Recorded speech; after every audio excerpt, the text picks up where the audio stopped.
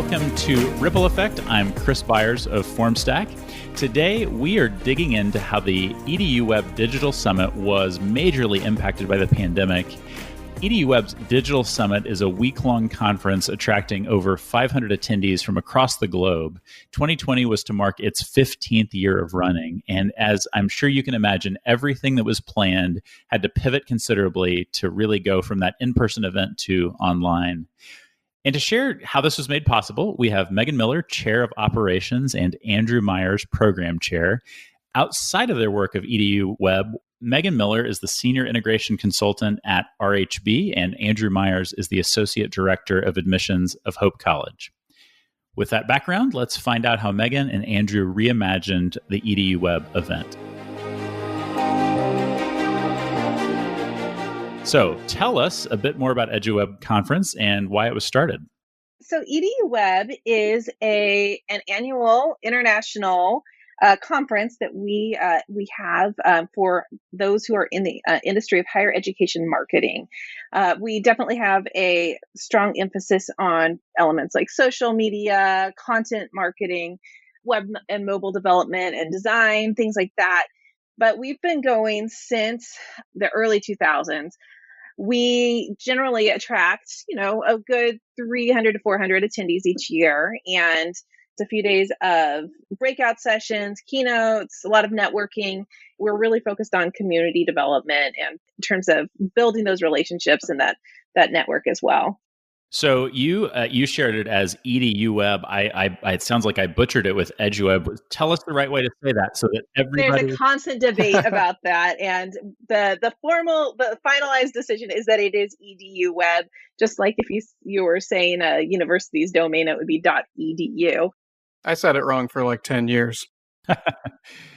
Well, that's great. How'd you two get involved in this? I think it was 2008. I had attended another smaller event, and I think folks were talking about going to eduWeb that summer in Chicago. And so I lived 2 hours north of Chicago, and this is a great professional development opportunity early in my career. And I kind of lurked for 5 or 6 years, and then had the opportunity to present and join what was then the advisory board for eduWeb, and eventually into my role as program chair. I was a little later along than Andrew. I first came across eduWeb, I think in like 2016, maybe. I was working as the director of enrollment communications at Seattle Pacific University at that point, and somehow it came across my screen, and I immediately thought, gosh, this seems like a really good conference. I'd really like to do this. And so I kind of pitched it to my boss multiple times and got approval to go to the 2017 event in Boston. I have always been one to share my input with folks. And so I sent an email afterward to some of the organizers about like, here's some things I noticed that were really good. And here's some things that, you might want to think about for improving the conference. And they're like, well, if you think you know so much, then why don't you just join the team? And so that's how I got involved. I am the cautionary tale for speaking up and suddenly being put in the mix. But I'm really glad I did. And I really enjoyed that experience. Well, 15 years is a long time for lots of things. But for a conference, as you know, these things kind of ebb and flow. What are the elements that have made this kind of carry on every year? I think the higher ed community is highly collaborative. And I'm not sure that's true in every industry. But one thing I've observed in my career so far is just that people tend to care about each other. And while there is certainly competition, and ours might be one of the most competitive industries out there, certainly right now, people still want to collaborate and help each other out. And so I think that is kind of in the DNA of our event. And there's certainly a social element to the experience that we provide at eduWeb, and just great connections that are formed. And I think that's true of our team as well. I think while people have come and gone, there's certainly an element of, hey, we want to do best by this event and make the investment ourselves. That's, I think, what's sustained it over the long term here. Yeah, I would echo that. I think that we as a team really value collaboration and connection. Community is a big word for us. And because that's so important to us, we really invest a lot of that into the attendees that we have. Like, there's just a huge focus on how do we enable folks to connect better? How do we allow for networking that doesn't just feel like, a bunch of people passing business cards back and forth to each other, but that creates like an actual user experience that has value. And I think that has created folks who've really bought into our conference and to the community that we have. And especially over this past year, I feel like that's been especially amplified in the midst of what has been a really, really tough time for everyone. But higher ed has had a really rough go in the midst of this pandemic. And so being able to create those kinds of community touch points has been really valuable and especially meaningful. I would add to that, just we can't have a podcast in 2020 without talking about pandemic. I feel like, in a sense, everybody's playing from the same sort of position of weakness amidst all of this, particularly residential colleges and universities, which most are. And so I think that's only enhanced the collaborative nature of what's going on. We're sort of saying to each other, we're all in this together. Yeah, I have described what's going on for us right now. It's not just the stress of the job, but there's also this huge element of what I've been terming professional loneliness, where we're all really struggling with trying to figure out our jobs, feeling really overwhelmed, feeling like we don't know what to do or who to talk to. And especially in the midst of, this pandemic where we're not really allowed to go anywhere. We're not necessarily seeing our teammates as regularly. We're feeling really isolated. And so those opportunities to create connection and community become especially important and really pivotal. And even though they're more difficult to foster, the importance of them has never been greater. Well, before we go to that fully kind of virtual moment and what life is going to look like or has looked like this year, tell us about the event, say in 2019. What did that look like? What was a typical year before all of this? Yeah, so last year was great. Yeah, it was like a normal conference, right? We were in Philadelphia, and it was the normal kind of what you'd experience from a conference. We had, several keynote sessions. We had a lot, like 40 plus breakout sessions across 5 different tracks. We had our social opportunities. We, had the traditional vendor exhibitor space that was offered, sort of like all those normal elements you see in a conference. And then our team always likes to foster some good social opportunities as well. So hosting different event activities in the evenings that were able to, get people, out of their hotel rooms and to interface with other folks. One of the things we talk about here is this idea of reimagining work. And of course, in a moment, we're going to get to how you've reimagined things. But what does it mean to you to reimagine work? Oh, this is my strengths finder number one, the futurist. I love thinking about and not sitting still with things. And so I think a lot of people are like that you sort of see what's possible and you think, I don't know how to get there, but I know there's got to be a way, at least to get close. And so I think I always love that kind of a challenge. I think Megan is a similar personality as well. Yeah, my strengths finder number one is actually information, I think. So I like to just know all the things about everything. That's kind of like this ongoing thirst for understanding everything. But I think that I would add to Andrew, beyond just the future thinking and trying to explore what's possible, I think the other element that's really important is this element of empathy that comes with it in terms of positioning ourselves and putting ourselves in the shoes of that other person in terms of like, what's their experience? What is it that someone needs right now in the midst of what has been officially branded these uncertain times?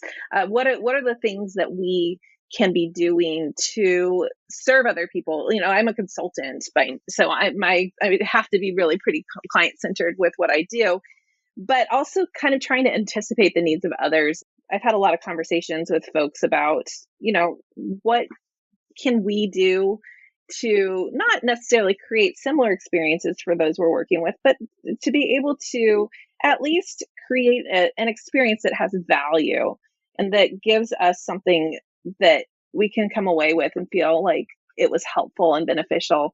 I think the other thing that's really been important in the midst of this is to learn this term. I keep saying this phrase all the time, is to not make perfect the enemy of good, and recognize that just because things aren't the way they usually ideally would be doesn't mean that we can't offer or create or develop something that can be really great and really meaningful for folks and can be really helpful for us as well.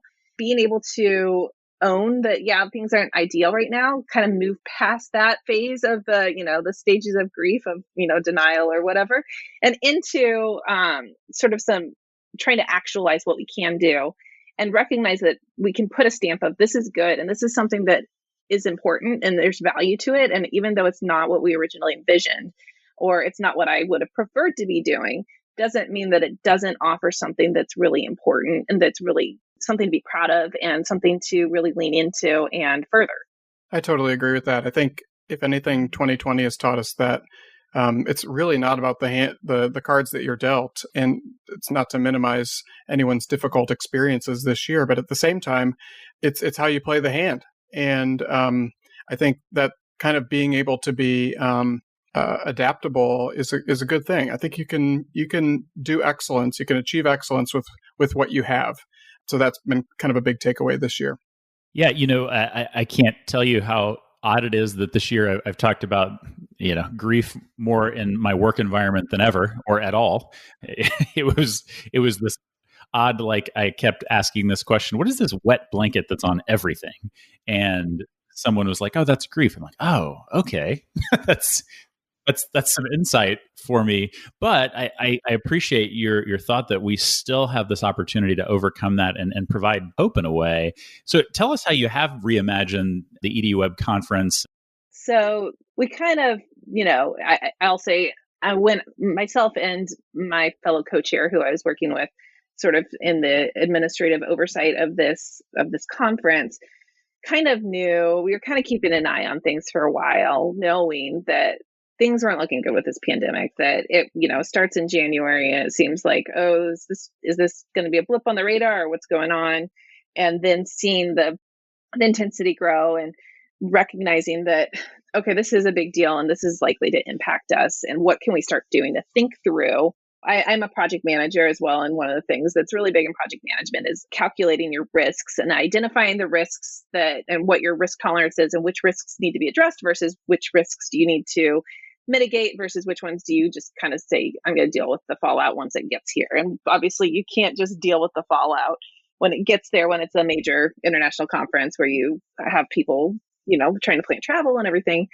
So we started thinking early on, we need to understand, how do our presenters feel about things in this current environment? Would they even want, to come present at a conference? Would they even want to get on a plane and fly to Salt Lake City and do a presentation? Would they even feel comfortable with that? Are they even going to have funds to be approved to do that, even if they felt comfortable with that? Because budget cuts are coming probably for higher ed. And so starting by thinking through all of that and thinking about what that experience would look like for those presenters who are pretty pivotal for, a conference, you have to have presentations, which is where we started putting out surveys using FORMSTACK, asking our folks who have been selected to present, what are they thinking? Like, how do you feel about things? And definitely saw a lot of trepidation in the responses that we got in terms of, I'm not going to be able to travel. My budget is frozen. We're on a travel freeze until next year. I live with folks who are high risk. I don't want to risk it, et cetera. So we started knowing pretty early on, okay, this is going to shift. But the thing about virtual events, we made the call later in the spring to shift to virtual. But the thing about virtual events is that it requires you to basically start all over again and completely rebuild from the bottom up. And Andrew can talk a little bit more about the stuff that he had to do at that point to sort of gather the presenters and get their information and verify that they were still willing to present. But from a lot of perspectives, it's like, okay, we have so many things we have to rethink. We have to rethink, what's the price point going to be? We have to rethink, what's the venue, quote unquote, going to be in terms of what tools are we going to use? What other technology do we need that we didn't have? How are we going to manage all these changes? And also make sure that we're communicating to participants and the audience and creating something that still matters and they still want to go to in the midst of, this webinar fatigue that I think we're all experiencing. I work in operations for Hope College in Michigan. And, we've, like many schools, have had to pivot all of what had been in-person, high-touch experiences. And I think one of the biggest mistakes I've seen, not necessarily at Hope, but just observing the marketplace and kind of a tendency is to say, okay, here's what worked back in Philadelphia last year. Let's try to replicate that for edu 2020. And resisting that impulse is really important because the two just don't translate. We had a wonderful event this year, but it was very different than what would have taken place in Salt Lake City had we been there. So that's just kind of something that has been on my mind this year, that digital is not an analog, but as we saw, it also opened up opportunities that we didn't anticipate in terms of engagement and, attendance, just and access. Well, tell us more about kind of as you've thought about maybe creating the right experience in a digital world, what are some things that you've thought about as important to kind of this journey and how you reimagine things? An in-person conference automatically creates different barriers for attendance, because there's travel involved and there's costs involved and things like that, that not everyone can swing. And that's kind of just the reality of in-person conferences. So one of the things that we started really immediately thinking about was, okay, we're moving to this virtual side of things. And what is our preference here? Are we wanting to draw as many people in as we can, or are we going to, try to recoup costs as much, where are we leaning in favor? And I think we realized early on that this was a really great opportunity for us to expand our community and open the doors to folks who had probably for years wanted to be part of eduWeb, but couldn't because, either institutional funds for professional development were limited, or travel's not feasible for them, or the demands of their day-to-day job keep them from being able to be away for several days in a row, things like that. And we said, let's start by identifying ways to make this more accessible to more folks. And so we made a really deliberate choice to create a low price point for folks. People could attend live sessions, like they could get a pass to do all of the live sessions over the course of the week. And it was $20 to do that. You could also purchase a pack for your entire team to attend for about $200 if you wanted to. So departments could suddenly, for less than the cost of airfare to get to Salt Lake City, you could have your entire team having this professional development experience. And I'm really proud that we went that route because I think that it opened the doors in new ways. It created a value and it offered something to a lot of people who really needed that experience. And a lot of times they were those folks on the front lines of higher ed marketing who oftentimes don't get as many professional development experiences, but being able to offer that to a larger group of folks is really meaningful. And I think that's something we're all really proud of because we were able to provide something that was really important to folks, to the people who needed it most. I tell people often, because we've had actually a remote team for 8 years now, and I say, it's kind of a humbling experience because when you get to walk into your event, you see all the people. And even though your numbers are higher and maybe a digital event, and the way you kind of reimagined it is wonderful, being able to include a lot more people, but it's such a different experience to create that celebration. I'm curious, how did you get the energy for your team who's working on this to say, hey, let's keep going, let's keep doing this well? Because I know that completed event in a physical world, you just kind of know what that feels like. How'd that change for the digital world? I found the unknown of doing this virtually to be kind of, really interesting and, inspiring to kind of think about, okay, let's do this. Let's pull this off. And there's a sort of scrappiness to people in higher education, I think, about just getting the job done.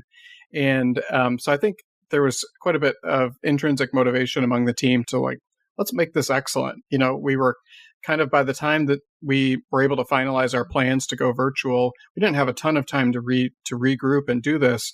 But what I observed was everybody kind of, all right, let's make this happen. And I think we were rewarded, unfortunately not rewarded by looking out at the ballroom of 300-400 people, but observing a level of connection.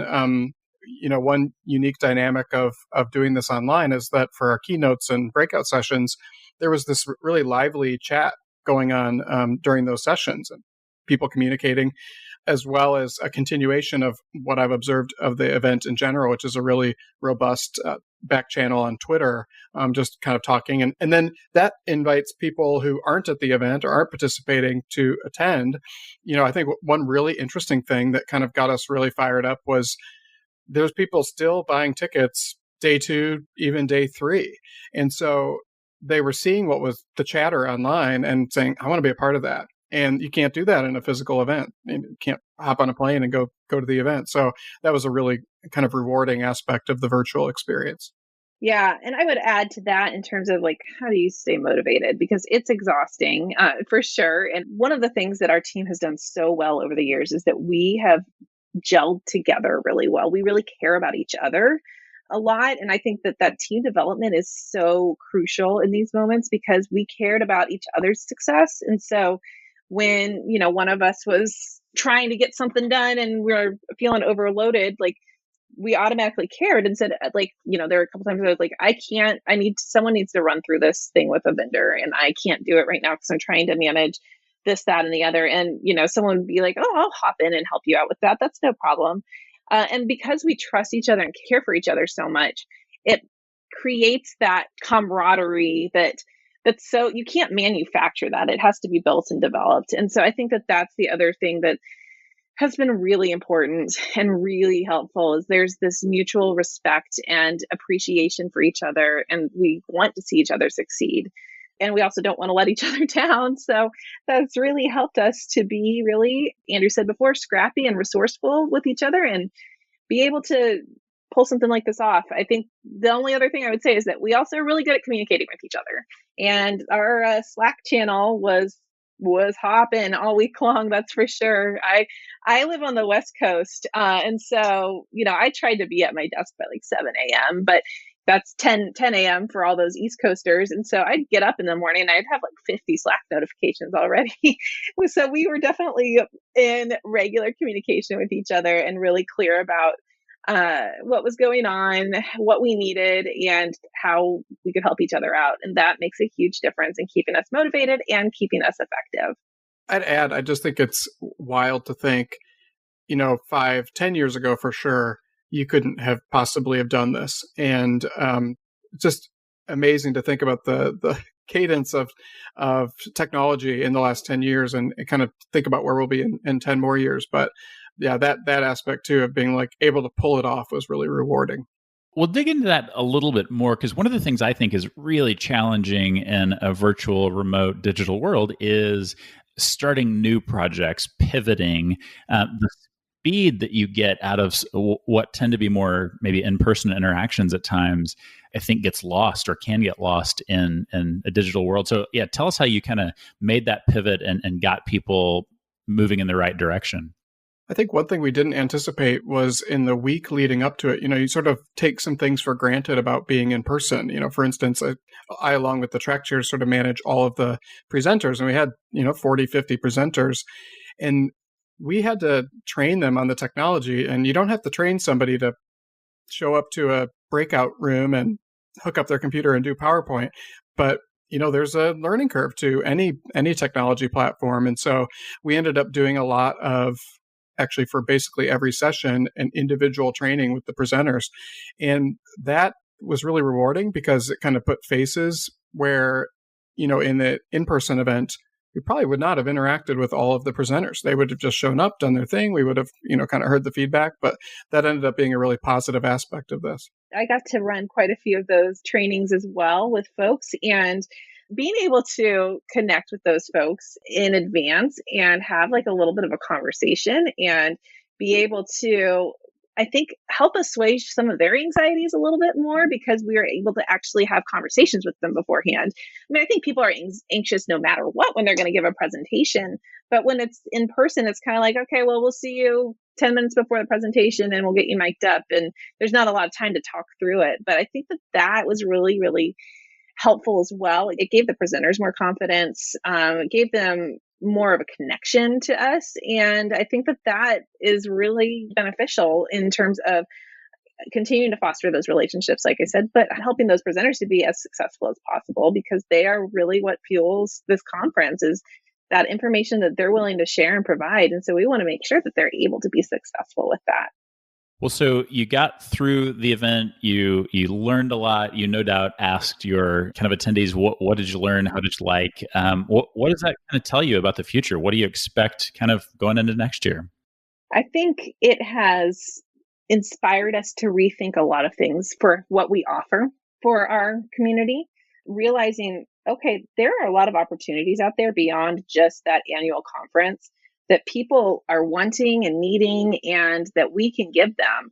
And so, we're looking at building out our more regular kind of discussion roundtables for folks to be able to participate in terms of we had during our event, we had at the beginning and end of each day some of these we called them roundtables or topic tables where folks could all turn on their cameras and have conversation about a specific topic or more general chatter, which was really great. We had one that we called group therapy that was so successful that it ran over by like 30 minutes, and then we offered like two more of them because it was so successful. People just needed to talk.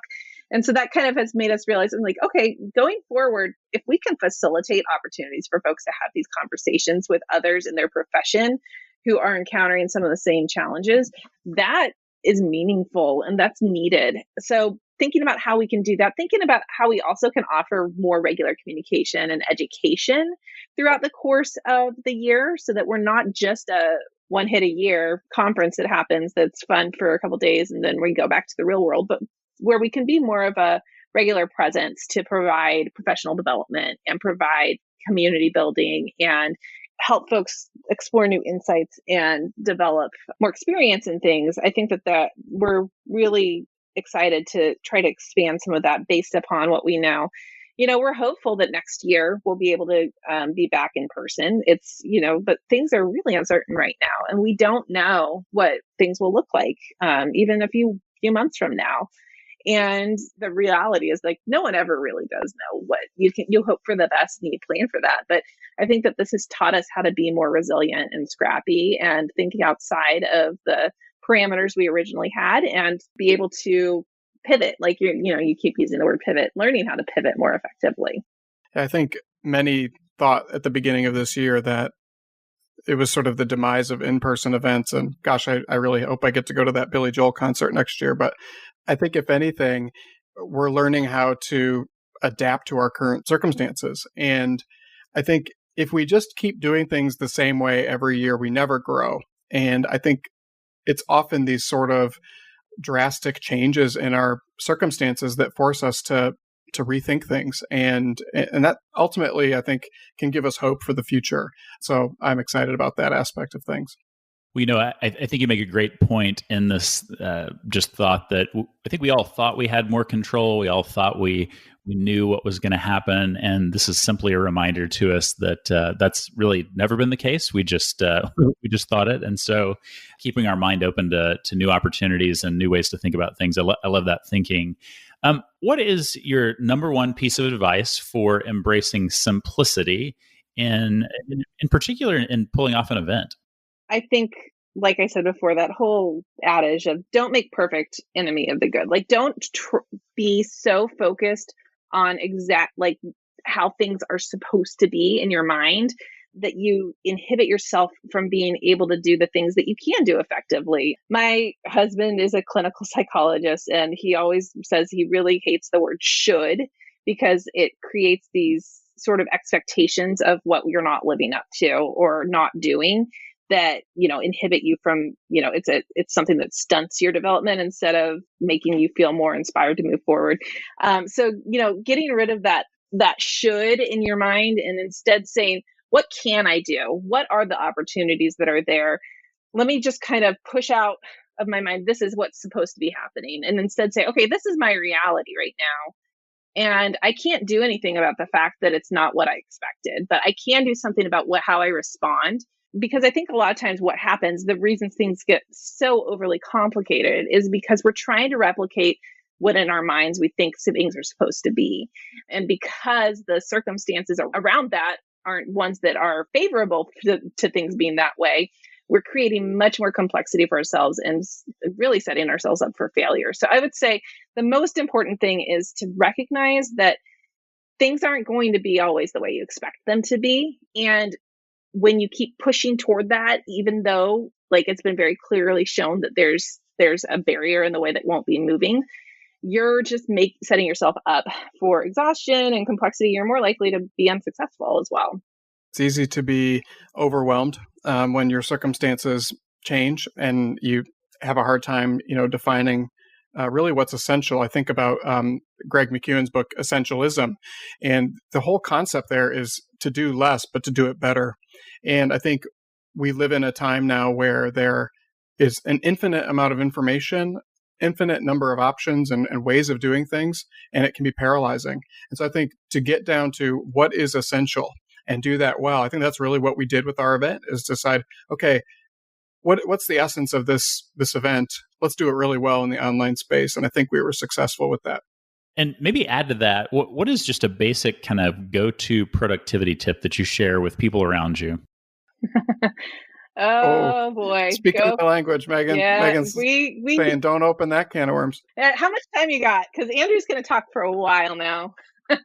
Okay, but I'll just give you one that I think goes right along with what I just said about essentialism.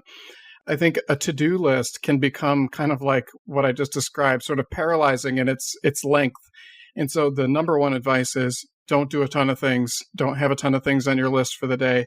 Pick 3, pick your big 3. And that's not my own advice. That's from Michael Hyatt. He talks about having that focus. And so pick 3 big things that if you at least make an attempt at, you will know you've been successful for that day. I've done this for a long time, and it's a total game changer. So that's my productivity tip.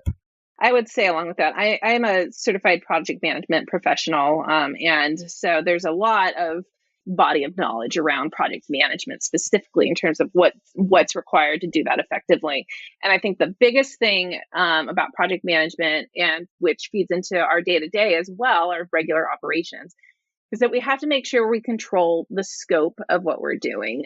We need to define what are the goals, what are the things that are fitting within those goals, and those are the things we're going to do. It's really, really easy to fall into what we call scope creep, where we're kind of seeing things that are tangentially related to what we're trying to do. So, maybe we should might as well fold those in as well. We're going to, and all of a sudden what we're doing went from being this simple task to this kind of behemoth of tangled priorities that are keeping us from actually getting to that finish line. So I would say when you have either a huge project that you're doing or just a simple task in each day, you need to kind of get to the essentials of what that is and say, these are the things that I'm going to do with this. And these are the things that aren't going to be included with what I do because it's not going to help me be successful. And that doesn't mean that you're not delivering an excellent product or doing excellent work. It just means you're doing the excellent work that you should be doing. There's that should word, but you're doing the excellent work that is required to achieve that goal versus the things that keep you from being effective and efficient. How will you be reimagining your work moving forward? I work remotely already. I've worked remotely for over a year. And so I'm pretty familiarized with the land of Zoom calls all day and all of that. And I think that, right now things are a little different. I've got in the next few rooms over a virtual 3rd grade class and a virtual kindergarten class going on because my children are here at home with me, and that creates its own series of challenges. What that speaks into is that there are going to be different things that you have to adapt to than I would have had to ever think of doing previously. So I think it creates a greater level of appreciation for the opportunities with the time that I do have to maximize it and make it more efficient, to really, when there are opportunities and spaces in my day, to really get down and get focused in my work, that I should take advantage of those and really lean into that. I think along with that, one of the things that I think that has adapted my work, I think that I'm realizing more and more the importance of more communication with folks. I think that it's easy especially if you're in an office setting where you see folks regularly, it's kind of easy to kind of take it for granted. You're going to pass people in the hall and say hello, or you're going to talk at the coffee maker, things like that. And when you're working remotely, you don't have those opportunities. So the need to communicate with others more effectively, more regularly, and more intentionally to build those relationships, it requires more, like I said, more intentionality. So that's the other thing that I've been really trying to focus on as well, is that intentionally building those relationships with those I work with so that I'm able to, come alongside them. And, when we need to work together, we have a greater level of trust and camaraderie. with each other, and I don't need to be their best friend, but I do need to have a good relationship with the folks I work with. And that requires a little bit more work than it would have before. I think prior to this crisis, our administration wasn't really open to remote work. It just didn't seem necessary. But then it's clear that the team I manage basically can do its entire body of work remotely, with the exception of printing some papers. And even that we could manage through some kind of workflow to do remotely. So I love that there's an openness now to that. After a couple months of being remote, I've just floated to my VP like, hey, this is great. And it's, along the lines of what Megan said, the ability to get into that sort of deep work state that is really where the best work gets done. It's a lot easier to come by in a remote setting where there are far fewer interruptions and distractions. That comes with its own set of drawbacks, to be sure, in terms of team culture and so forth. But even that's overcomable. But I'm excited about, I think this has caused everyone to rethink what's possible. And ultimately, that is a positive thing. Well, as we wrap up this episode featuring Megan and Andrew from eduWeb, there's a couple takeaways I'd love to highlight. The first is really leaning into adversity instead of backing away from it, taking these things that look like big barriers and setbacks and really turning them into opportunity. I think that is a wonderful thought. It's harnessing the power of technology, taking what's already available to us to pivot and make quick changes and be effective. And then, that last thing we got to talk about there, really limiting scope and focusing on those handful of top priorities. I think that's so important right now when we're all overwhelmed with emotion and what's going on. And so being able to kind of narrow down and say, let me do just a handful of things and do them well. Thanks so much for joining us today. It's been a great conversation here on Ripple Effect, and we're curious what you think of it. Give us a review or shout out online. Tell us how we're doing, and we'd love to hear your feedback on this particular episode or Ripple Effect in general.